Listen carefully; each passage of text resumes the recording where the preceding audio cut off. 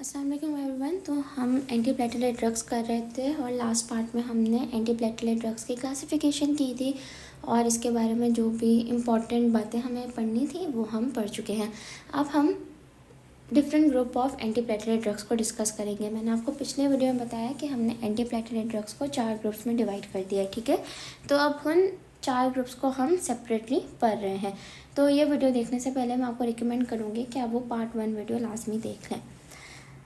तो बेसिकली अब हम इस वीडियो को स्टार्ट करते हैं। इस वीडियो में हम एस्पिरिन पढ़ रहे हैं। एस्पिरिन हमारी कॉक्स इनहिबिटर है। मैंने पहले ही बताया था कि प्लेटलेट्स एग्रीगेट हो रहे होते हैं, तो प्लेटलेट्स की एग्रीगेशन में थ्रोम्बोक्सिन A2 और साथ ही साथ ADP का होना बहुत ज़रूरी है, ठीक है। मैंने आपको ये चीज़ पहले ही बताई थी। अब एस्पिरिन क्या कर रहा है, एस्पिरिन इस थ्रोम्बोक्सिन A2 को ही नहीं बनने दे रहा है। किस तरीके से कि हमारे पास जो हमारी सेल मेम्ब्रेन होती है उसमें फॉस्फोलिपिड्स होते हैं, वो फॉस्फोलिपिड्स एरिकिडोनिक एसिड में कन्वर्ट होते हैं और ये एरिकिडोनिक एसिड 2 पाथवेज में चला जाता है। एक पाथवे में हमारा थ्रोम्बोक्सिन A2 बनता है, दूसरे पाथवे में हमारा ल्यूकोट्राइन्स बन रहे होते हैं, ठीक है।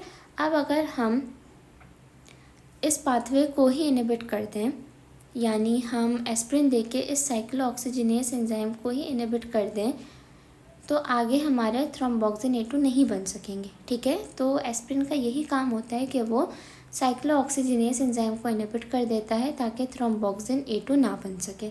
थ्रोम्बोक्सिन A2 नहीं बनेगा तो प्लेटलेट की एग्रीगेशन नहीं होगी, और जब प्लेटलेट की एग्रीगेशन नहीं होगी तो प्लेटलेट प्लग नहीं बनेगा और क्लॉट नहीं बनेगा, ठीक है। तो जो भी ऐसे बीमारियां हैं जिसमें हमें इस्कीमिया हो रहा है, उन कंडीशंस में हम एस्पिरिन देते हैं। अब देखो होता क्या है, हमारी आर्टरी है, आर्टरी पे अगर ज़रूरत से ज़्यादा बड़ा क्लॉट बन गया तो यहाँ तो ब्लड आएगा बट ब्लड आगे नहीं जा सकेगा, तो आगे आपको इस्कीमिया होगा।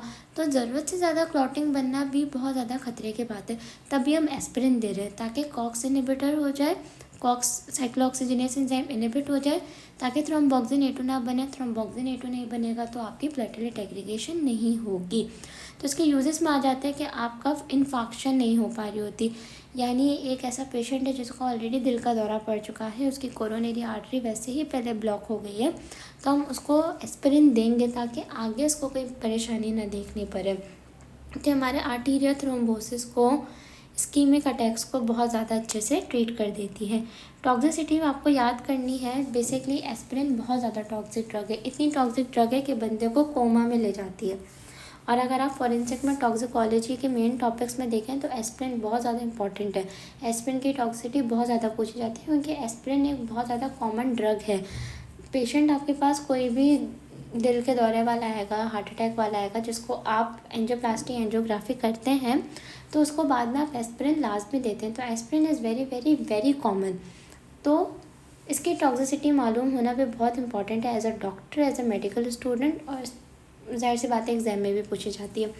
तो जो हमारी एस्पिरिन होती है वो बहुत ज़्यादा टॉक्सिक है, आपको कोमा करा देती है, आपकी बहुत ज़्यादा GI टॉक्सिसिटी कराएगी, metabolic acidosis, hyper ventilation, hyperthermia, साथ ही साथ हाइपर सेंसिटिविटी कराएगी। क्यों? क्योंकि मैंने आपको बोला एरिकिडोनिक एसिड के 2 पाथवे होते हैं, एक कॉक्स पाथवे और दूसरा हमारा ल्यूकोट्राइन वाला पाथवे। अब हमने कॉक्स पाथवे को तो इनहिबिट कर दिया है। क्यों इनहिबिट किया? ताकि आगे थ्रोम्बोक्सिन A2 ना बने, प्लेटलेट एग्रीगेशन ना।